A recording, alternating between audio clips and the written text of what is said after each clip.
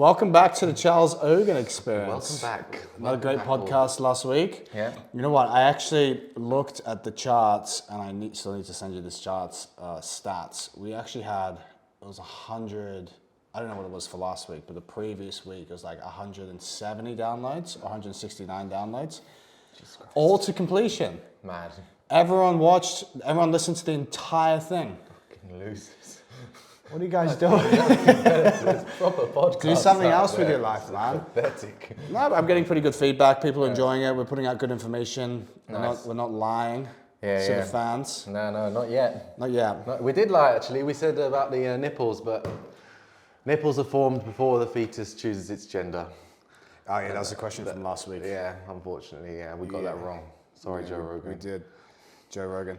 So we had a PB on your bench today. Mm-hmm. Mark McQueen wanted to know if you did 175 for 5. We actually cleared that. 180 for 5. Mm-hmm.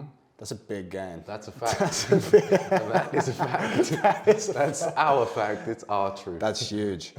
Huge. No, we PB'd from, we're not going to lie, we're going to start lying. 110. Yeah. 110. Okay, yeah, we did 110. It's PB from 180. Well, let's say 120. Let's push it. Exactly. So, I was having a think during this week, and I was like, you know what, I'm a little bit injured, hurt my back, it's fine, it'll be fine. But you know what, I still went to training, and I was watching watching people train. I think there's merit in that. If you're injured, just go to fucking training anyway. Go and watch. You're gonna be there. You're gonna see your friends. You can watch rounds. Yeah. Do you think watching people do rounds is going to help your jiu-jitsu in any way? Not if they're shit. You're better, honestly, you're better off just watching YouTube instructionals and stuff. And do you think so? Yeah, just watch Gordon competing or whatever. You pick something up 100%. Yeah. Or watch the little guys if you can be bothered to slow it down and stuff. Mikey Mushoshi. What's his name? Musamechi. Pizza and Friends. Yeah. Yeah, he loves it. Go on. Oh, probably better not to watch the white belts unless it's just for raw entertainment. No, it's a competition class. I'm watching white belts. Oh, yeah. Not watching noobs. Yeah. And you got to be careful. You're not just watching like explosions of. No, I'd go and watch specific people who I'm like, okay, I like their game. I would like to mimic their game. How do they get past guards? How do they get to what do they do on mounts? How do they get to mount? Or even what you would do in that situation. That's what I do. Or you can just. Okay. I mean, if you don't want to be an arsehole, you can maybe just keep your comments to yourselves. But because I'm supposed to be the coach, I can just shout out instructions and it helps me learn. Yeah. Did you find that you got a lot better at jiu-jitsu when you started coaching it? Yeah, teaching privates. Teaching privates, because then you can't BS. You've got someone ask you a question.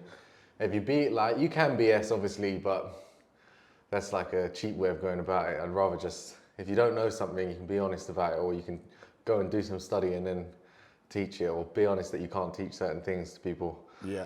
Like, people ask me for gi privates.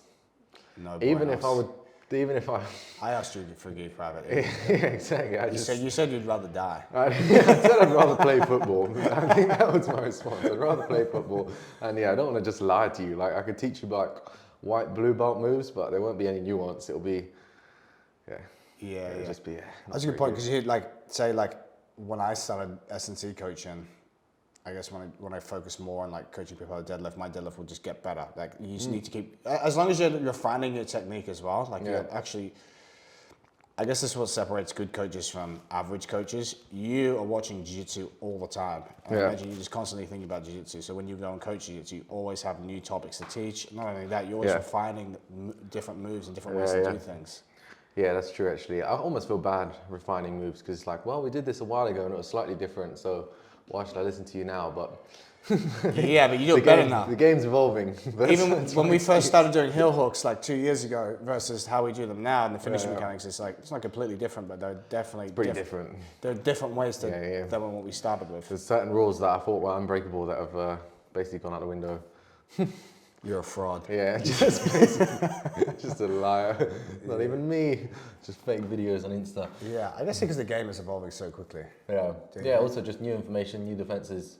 Basically, you got to do things better or more efficient. You can cut out slack. People come up with new shit that ruins. We spoke about this last time. People come up with new shit that ruins whole techniques and paths that you try. So just you got to keep refining. Hope for the best. Yeah. Hope I it guess stays. we can actually lead that onto a question. So like leg locks against negative guys, wrestling up, not an option. How do you deal with that? So yeah, that's a pretty tough question. Like I would say, if wrestling up should be an option all the time. Let's just give a bit of context for people who don't know what leg lock negative means. What So yeah, okay, yeah. So negative guys, basically like either that could be on their knees and they like, so negative basically means you're making grips just to stop the other person from getting grips, or you're just completely denying grips by staying outside of their range. Like you're just disengaging, not touching them. Right. So at that point you're barely even having a match. You're just running away. But if they're doing that, so just aggressively butt scooting forward, if you're not going to wrestle them, is good if they're standing. But obviously it comes with risk. Like as you go forward, you know, you're posting your hands on the mat to go forward. They can circle easier. And then if they're on their knees, I guess the more aggressive you are, the easier it is for them to like dive on a body lock or like dive around you really fast. Yeah. But then they're actually engaging, and that tends to be when they get submitted. So Yeah. like probably the answer people want to hear, I reckon, is like you gotta. What they don't want to hear is you want to wrestle up to get the leg lock. So don't actually wrestle up effectively. Yeah. And also sometimes it's just you just can't leg lock sometimes. Sometimes if someone like lies flat on their front, you're just not going to leg lock them, are you? You're going to do something else. Yeah. Like so building height is a good option. If someone's sat on their knees the whole time with their head low, rather than trying to get underneath them, just stand up and then force them to stand up for a second. Then you sit back down really fast and engage the legs. Yeah. So you got to think of bit different strategies basically. If they're like specifically aware of the leg locks, then tactically you'd be better off not going for leg locks. You'd be better off going for something else. Advance your game a little bit more, try and focus on other stuff, and then maybe the leg lock may occur later. Yeah, exactly. Yeah, don't just be glued on the leg locks. Like it's once people learn to defend them really well, you start to realize like it's no better than any other submission. And in fact, like it's almost more risk than it's worth sometimes if they're equal at leg locking, like as you are. Yeah. Like if you're better than someone at passing, Risk but you're also really good at leg locking, you may as well just pass the guard. And start smashing and try Yeah, to and get just something start else. smashing and then go to leg locks once they're exhausted. Yeah. I think that's a better strategy. What are you working on at the moment to crush people with? I'm trying to just work normal, like half guard and mount pressure, and just like being really consistent and doing that to everyone. And then barambolas I'm always working barambolas to the back. Yeah. And that's it. That's my games at the moment. And also I'm doing a lot of wrestling. Like I'm doing way more wrestling than I used to. Yeah. I stopped wrestling for a bit because basically it was pointless. You know, you're better off just pulling guard and getting points in IBJJF. So I stopped doing any sort of standing for a while. But now people disengage, so you're better off just wrestling. And most people that are stallers as well, they don't even wrestle. It's just like counter wrestling. It's just sprawling on people. So Yeah. it's not like they're even good at that. So you may as well learn to wrestle. Yeah. It's just hard to find a good wrestling coach in the UK, unfortunately. Are you enjoying wrestling? I'm enjoying wrestling. Yeah, I have a good wrestling coach. You had some suplexing people this week. Yeah, not quite, but you know, like I guess it's like a lift and a slam dunk counts as a suplex. It's You got some slams. Yeah, I'm enjoying that. That's big lifts. Yeah. Big energy expenditure. Big lifts. Yeah, I enjoy that. Single to body and lift them up and put them down. I think ADCC people, there are going to be some stud wrestlers there too. Yeah. There'll definitely be some big headbutts and blast doubles and that sort of shit. I would say like the best wrestling that I've seen in ADCC was Gary versus Renato Canuto. Oh yeah. And I would say Renato was perfect, like really good at balancing and that sort of stuff. He wasn't making like tricky wrestling. He wasn't being that tricky. Gary was being tricky with like, you know, faking and chaining wrestling moves together, high risk strategies. And it got him in some shit with JT Torres. I feel like that's why he lost his match against JT Torres. But yeah, like against Renato Canuto, that was like perfect example of good wrestling in Jiu Jitsu. Yeah. Where, you're not really getting front headlocks, you're not risking your back too much, but you're still getting good attacks in that. And it sets you up for other things as well. To say like, if you're good at wrestling up, or if you're good at like base wrestling, you start forcing mistakes. You start getting to post their hands in certain positions. Making people tired, just collar tying. Yeah, people get so tired. Like if you just collar tie someone for 5 or 6 minutes, they'll be fucked at the end. Like even if you get taken down, if you just collar tied someone for like 5-6 minutes, they're gonna be fucking exhausted basically, and you'll be fine. Yeah. So yeah, you got like collar ties are kind of boring. You see a lot of people like when it's double collar ties, it's just pointless because you're both doing the same both shit. just doing the same shit, and neither one of you is getting tired. But if one of you is like collar tying and bullying the other person's head, slowly they'll start to get to a posture where you can just start doing like lots of different wrestling movements. Yeah, they'd start like mechanically breaking down. Yeah. So yeah, I feel like just the understanding of wrestling is pretty poor. So you need to get yourself like some seriously good like coaches. Compare John Danaher to just like your random average like purple brown black belt coach. Yeah. Like that's the kind of coach that you want to get. Yeah, a good wrestling coach that has like a solid understanding of fundamental wrestling. Yeah, and just like how people react and the different sorts of people that you might come across. Like not everyone wrestles the same. Some people are like a rock, and then some people just floppy, and some people super fast. Some people react a lot to everything you do, and some people are unreactive. So you have to like base what you do based on what they're doing as well. Some people have tiny necks. Don't front headlock them. Just go for the, I don't know, front headlock to ankle pick or something, or try and get around them if they've got short limbs. You can do the same with Jiu Jitsu. Yeah. So that's my advice. Shit. Have you found like wrestling's help with like fucking pinning people? Yeah, I guess not. I don't know. I feel like recently I've been working on getting a good crossface. That's helpful for pinning people. Yeah. Like working on a crossface. People always like, so it's just wrapping the head if you don't know what crossface is like. People. Yeah, crossface wrapping the head from a top position. Yeah, exactly. Just basically like a headlock sort of position. But yeah, people often like get a crossface, but it's not actually a crossface in that the guy can just like move his chin around and he can still move his head even though your arm's wrapped around them. Whereas like good guys who do a crossface, for example, Max Bickerton, he's got a very good. Yeah, shout out to Max. He's got a very good. He's got a very good crossface. It's fucking brutal. You just, and that's what you got to do. It's just, it's nothing personal. Just again, it's just business. This is a good question. So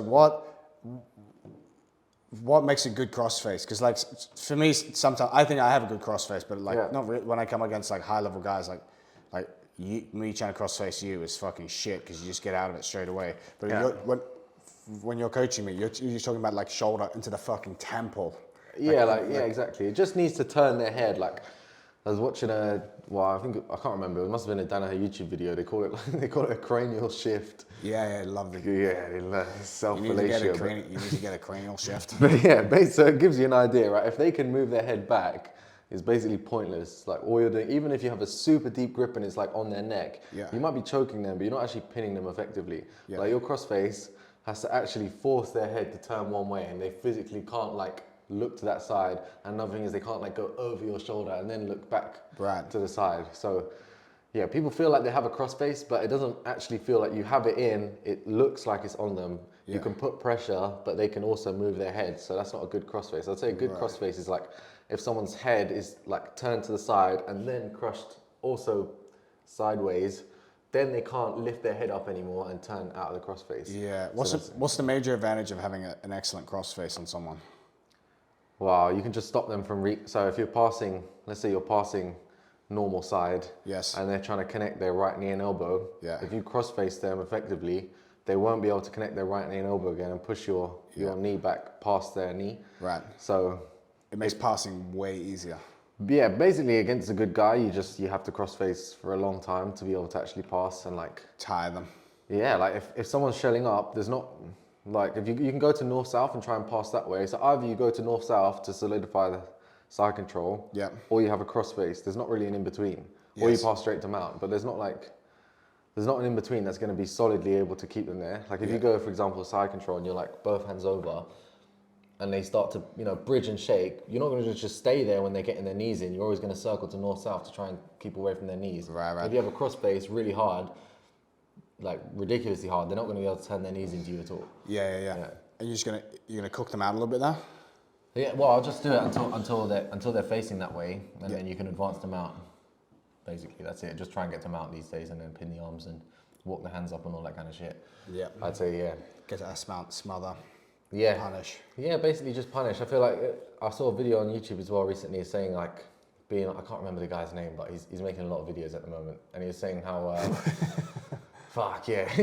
Anyway, is he good? Anyway. Yeah, he's a good. Yeah, you must have seen like it's a very. I think it's a pretty popular like little study YouTube thing now.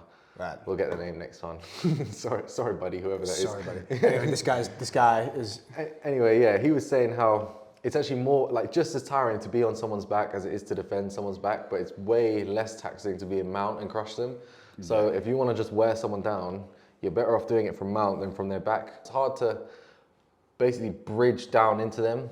Like there are some people that I'm sure will tire people out from the back, but for me, your forearms are getting tired from having to constantly keep their head and shoulders off the floor, and your legs are tilting left and right to keep them off the floor. I would say like more modern strategy that you see Isaac Mitchell doing is like not even trying to go face choke, but trying to like go back triangles and that sort of stuff.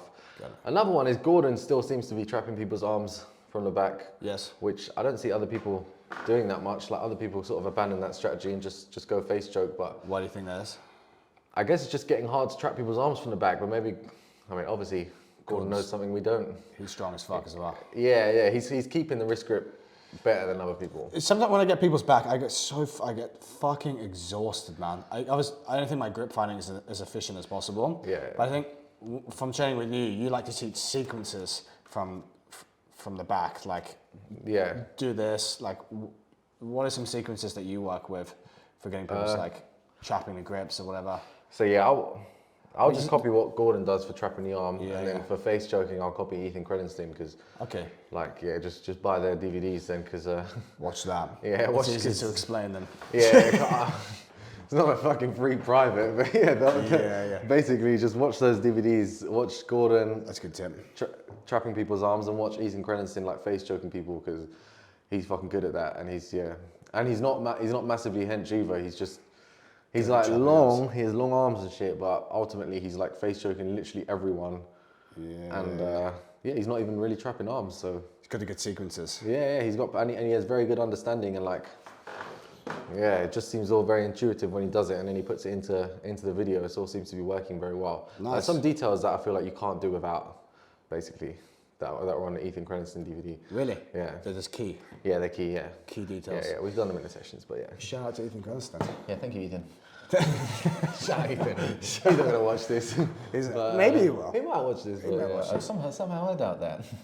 All right. So let's talk about some strength training stuff. How's your strength training going? You happy with it? I'm enjoying it. Yeah. I'm enjoying crushing people. You feeling strong? Yeah, feeling strong. Yeah. Feel like a fucking bully. I got some questions this week. Like someone asked me, why would I not do 5x5 on calf raises or like shoulder, like lateral raises or shoulder isolation exercise versus like 5x5 on deadlifts? It's like,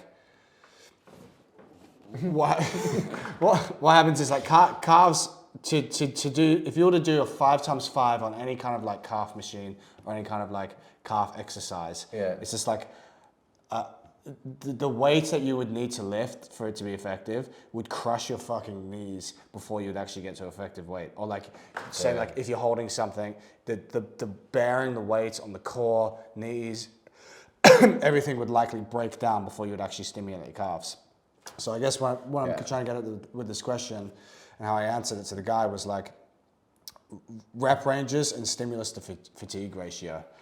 Like some exercises, you will be able to, like, let's say a deadlift, for example, you don't want to be doing, not necessarily like super high reps on a deadlift because you're going to get to a point of technical breakdown. Yeah. Like, you could work on like, let's say like 20 reps on a deadlift, but you're not going to do that week in, week out because it's fucking draining. You're gonna reach technical breakdown. You could do it as a testing format, but like week to week to week, you want to hit big compound movements anywhere between like a 5 to, I would say 10 range. Keep it within that range because it's going to give you a good, it's great stimulus. It's going to fatigue you, but you should be able to like lift a weight that's not going to reach absolute technical breakdown. Yeah. Same for any weights. When we lift weights, we don't want to be reaching technical breakdown, especially on the bigger lifts. What about on a machine, do you reckon? Machines are fine. This is perfect. So like on a calf raise machine, you're not going to go 5x5. Number one, because it's an absolute waste of energy and you're not going to feel your calves in that 5 reps. But like in a machine, you're locked in, like let's say leg extension. The purpose of leg extension is to hit the quads. Yeah. You should be aiming to do like anywhere between like a 12 to 20, even 30 rep range because we want to get a good pump. So it's like, you just need to think about your goal. Like what's the goal of like this specific movement to build muscle? How do you build muscle? You need to stimulate, like you need to call stimulation. For something like a leg extension or like even like a leg press, those movements, because you're fixed in, working in higher rep ranges and getting a really good fucking pump is going to be way more beneficial than fucking loading it up to the shit and potentially hurting yourself Like you see people with like 300, 400 kgs in a leg press and like, I'm gonna do 5 reps here. It's like, bro, like the fucking, the risk reward. The risk reward is so fucking high when you could just learn how to squat properly or like use a belt squat machine where it's like way less risk reward. On leg press, like look for a pump. Yeah, okay. And that's like another thing we talk about rep ranges. Like in your program, is your accessory, like what's the specific goal of the program? So like how I would program for jiu-jitsu guys, it's like, okay, let's have a compound lift, like two or three compound lifts. The rep ranges are going to be either strength or muscle hypertrophy. For strength, I'm going to work within 3 to 6 rep ranges because that's optimal for strength. For accessory work, we're going to work anywhere between 8 to like up to 20 rep ranges. The accessory work, we want to get a good pump, be able to stimulate muscle growth, so you can be like at the session you finish like, man, I'm feeling fucking pumped up. Yeah. That's great for muscle growth because you've created like little micro tears in your muscles. Yeah. You're going to replenish that with a protein. You're going to get a good night's sleep. That's going to reach adaptation when you recover. That's going to stimulate growth. 8 to 20 rep ranges for the accessory work is fucking gains. Yeah. I would say, and that's the accessory work should be helping the compound lifts move up. You're not just choosing random exercises. So if you're doing 8 to 20 for strength, you basically could just lower the rep and do more strength. Yeah, exactly. Yeah, okay. Learn how to do the lift really fucking well, and just work within a 3 to 6 rep range. So would you say that's just muscle endurance? If you're doing like 8 to 20 reps, that's more muscle endurance than actual building strength.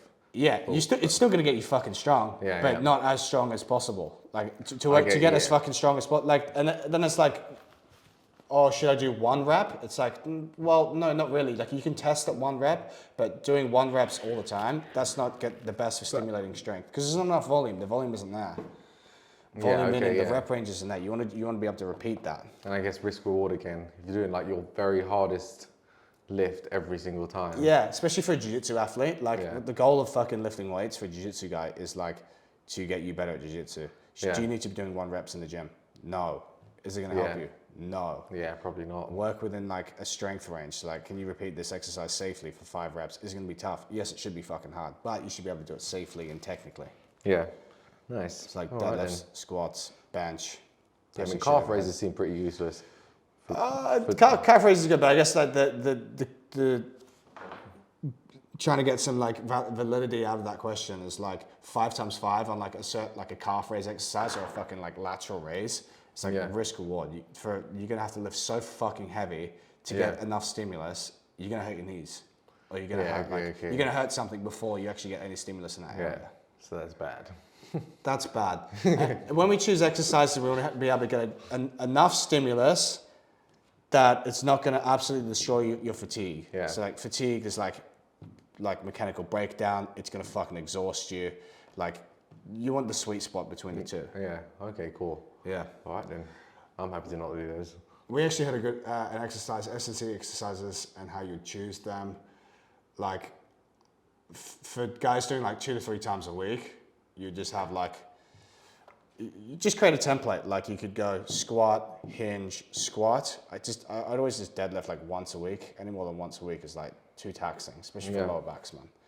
And then you'd go like a push and a pull, like push pulls, change them up, add some core exercises in. So you'd go like squat, hinge, squat, three primary push and pull lifts. Yeah. So I'll use a superset between those push and pulls. So I go push pull, supersets. Then you go like single leg core, or single leg. But just keep it fucking simple, man. Yeah. Don't be changing exercises all the time. Yeah. Those like weird. How many apple exercises? How heavy is an apple? Lifting sledgehammers. How heavy is 1 apple? Does anyone actually know? Who knows, man? I'm gonna put it about 300 grams. All right, yeah, I was gonna say 200 grams. I guess it depends on the apple. Yeah, exactly. Is it juicy? Is it old? Is it a cooking apple? Branberry apples. So how heavy is 100 apples? The apple analogy refers. Yeah, where's the apple analogy from? So the apple analogy is.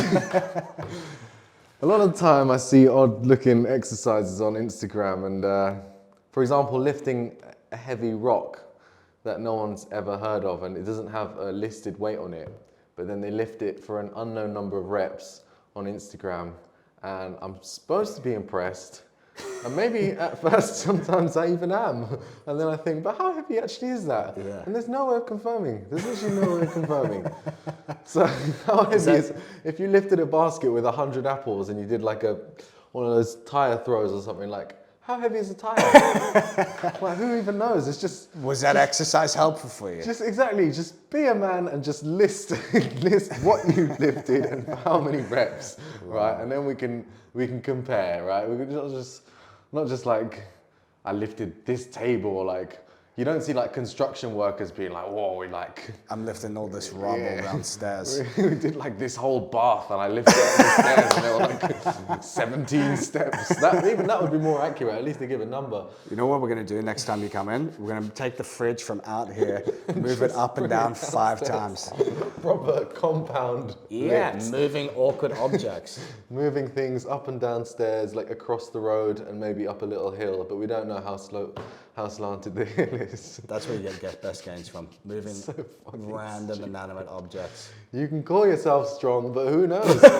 Who even knows? That's what we have the weights with the plates on.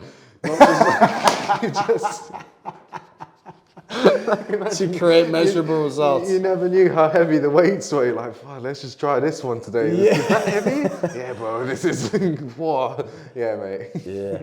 So basically, if you're gonna lift 100 apples, list how heavy each apple is, and list how many times you lifted it. Repeatable workouts. Essentially, that's what we want. Yeah. We want measurable, repeatable workouts. Yeah. That is how you get That's our gains. analogy. Amazing. So anyway, this leads perfectly onto our next question about pressure and nerves. Comp day, pressure, nerves. Yeah. Here's Yeah. You want to go first? I'll go first. No, you go.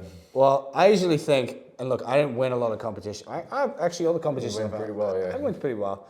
I usually, in my head, before comp day, I usually just think like I've already won. I know I'm going to get a podium in my head. Yeah. Like I'm fair enough. going to get a fucking podium That's today. pretty good. And I just know that like this is going to fucking happen. But I only have that because I've been training so fucking hard prior to that. Yeah, The hard work and the punishment that you've endured should be done all the way prior to that competition, so you know I'm ready. Because there's nothing, and I've entered competitions where I'm like, fuck, I'm not ready for this competition. Yeah. Like I've not trained efficiently. And maybe like I'll do okay, but it's like I feel shit. I'm nervous as fuck. I don't feel very good. Versus times where I'm like, I've prepared fucking well for this competition. I've trained hard. I've done all the work. And now I'm here to just see what I can do. Yeah, I think the nerves are probably mostly from guilt. Like, also for me, most of the time people look like, it starts at white belt. When you go to the competition, you fucking smell all the test and you see all the like jacked fucking white belts with tattoos or like just huge looking guys with like, I don't know, weird piercings and shit. And then you think like, oh, he must be sick. But then like, the longer you spend doing it, you realize like these people are the worst, and it just get out there and fucking crack on. Yeah, it tends to be the little snarky looking guy that's really fucking good that you should be afraid of, right? Most of the time, that's the guy who you want to actually worry about. But hey, you basically just don't want to worry about people. You just want to like it's done. Like once you turn up to the competition, there's no change in the result. Like you can expect to be on your worst performance every time you go to a competition. Okay. Like you should expect to have I feel like shit today, and you should expect to still do all right even though you feel like shit. So because of the nerve dump, or maybe you didn't sleep as well before. Like just whatever reason, just purely because of the nerves. Just because it's competition day, just because you don't have any belief in yourself, you'd be like, oh, this is a terrible day for competition. I wish it was a good day, but like when you're training in the gym, like most of the days are probably going to be pretty good. Pretty average, right? Just most of the days are going to be average. Actually, that's true. Like sometimes you walk in the training room, man, I'm so exhausted. And you can still smoke everyone even if you're feeling like shit. So I guess it's just like some self-belief. Yeah, well, it's just more like, bargaining with yourself. Like, okay, like even though I feel shit, I still smoke people when I'm feeling shit. So I guess it's just all in your mind. And once you start, it's like a video game. You play a game of chess just because you feel like shit doesn't mean you're going to necessarily be worse halfway through the game of chess. Yeah, that's true. And also, if you just concentrate on your own, like they always say, just concentrate on yourself, but easy to say when there's some freak opposite you. But yeah, like if you're actually scared for your bones, then you just need to tap quicker. Yeah. And if it's a question of your own performance, then it's nothing to do with the other person. You just want to as long as you feel like you're doing things correctly, then it's good. Another thing I see is people like panicking, like they start the competition and it's just like da da da da da, like I'm gonna too fast, go like crazy, and then they gas out. I used to do that as well, to be fair, but now I realize like when you start a round in the gym, like if you actually want to win the round and not get subbed first, that's like the last thing you want to do is go crazy. You just want to like, okay, see what he's doing and then react accordingly. Yeah, rather than feeling out. Exactly. I think Ross is pretty good at that, to be fair. Yeah. Ross feels people out well, and I've started copying that. And Gordon does that. They don't start 100 miles an hour. They just start and then they warm up throughout the match, and it's much more like controlled and enjoyable. Do you warm up much before you compete? I'll do. Because otherwise I feel like I get injured. I'll do like just a heart rate and like cars and that sort of stuff. What do you do? So literally just like, I'll do like full body cars, so just twisting everything in the wrist. I'll do something to get my heart rate like really high and then get it back down.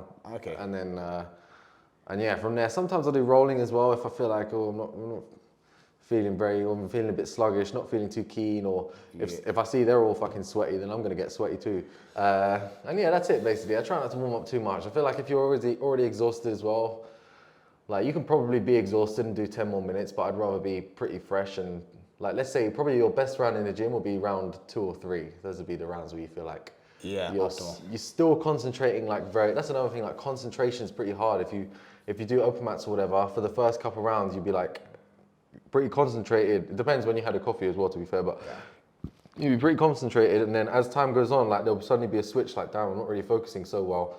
And then if you stop focusing and you get super exhausted, that's when you start to get injured. So you want to be in that like perfect zone where you're warm, but you're not mentally tired. Yes. Yeah, that would be nice.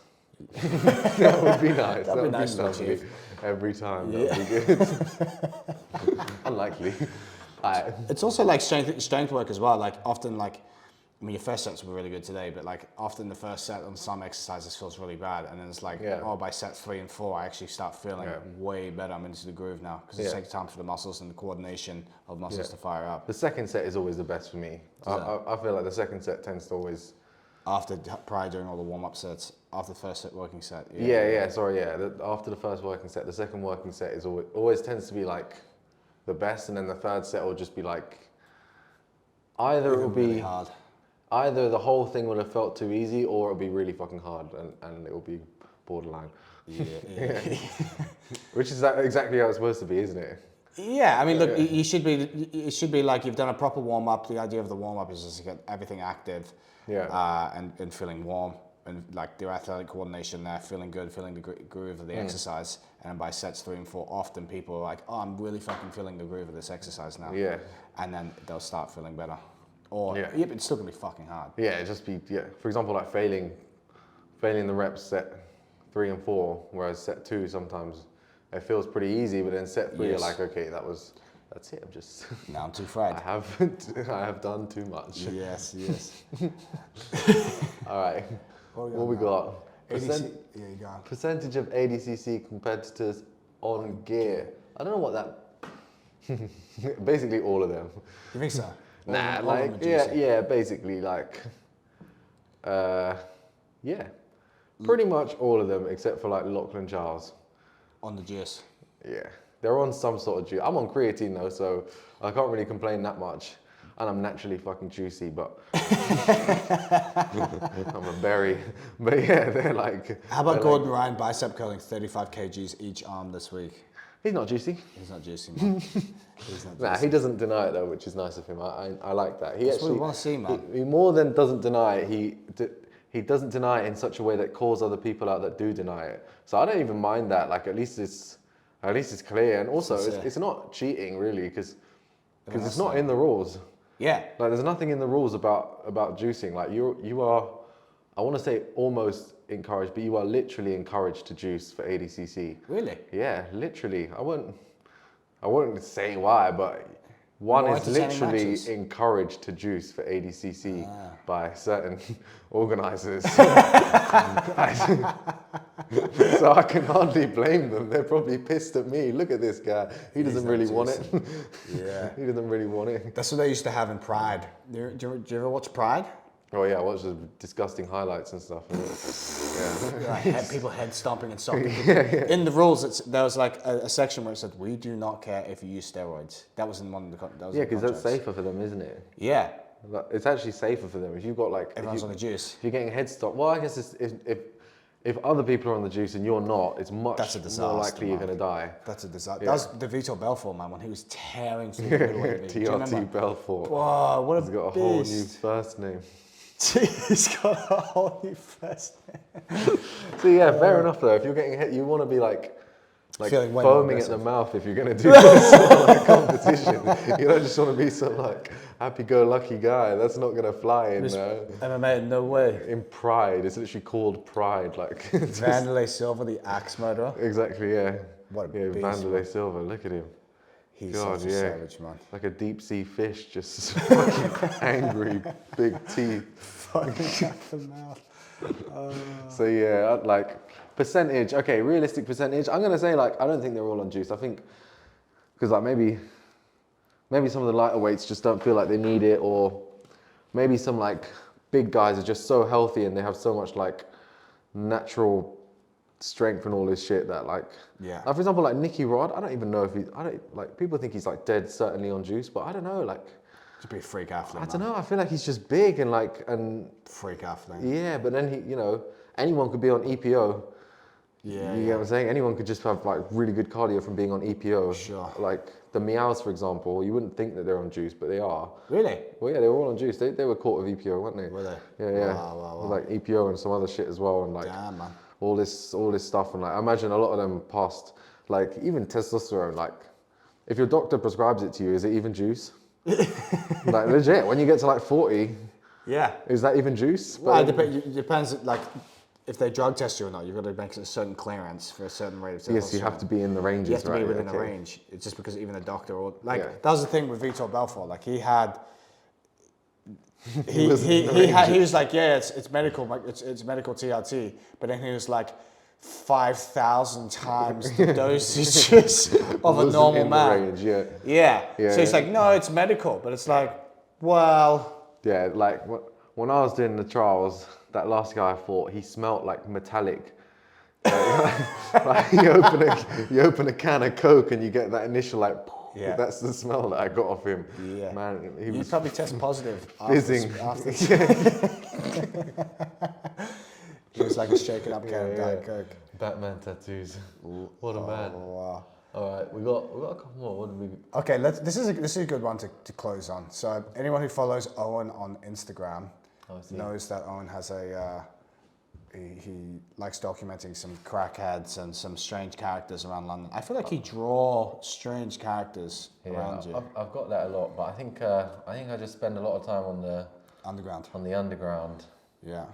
The fucking underground. I spend a lot of time on the underground, and there's a lot of I don't even know if they're on crack, but if I was to take a guess,